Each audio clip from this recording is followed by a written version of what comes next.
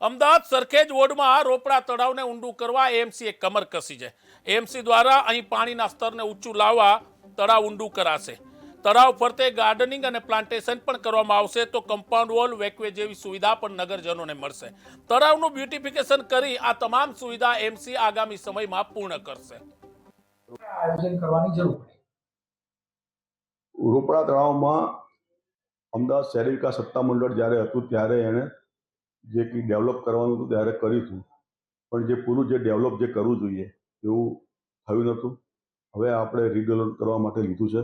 લગભગ 8 કરોડ કરતાં પણ વધારે ખર્ચથી આપણે રોપડા તળાવને ડેવલપ કરવાના છીએ। એની અંદર જે દિવાલો કાચી છે એ દિવાલોને પાકી કરવાના છીએ। આજુબાજુ જે ફરતી દિવાલો જે છે એમાં બી કંઈ ખામી હશે તો એ પણ આપણે કરવાના છીએ।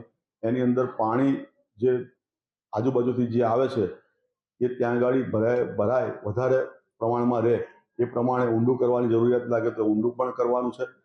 આજુબાજુ ગ્રીનરી જે વધે, વોકવે સરખો એનો વોકવે થાય, ટોયલેટ બ્લોક છે એ અદ્યતન થાય, એટલે આ પ્રકારનું તમામે તમામ આપણે રોપડા તળાવની અંદર રીડેવલપ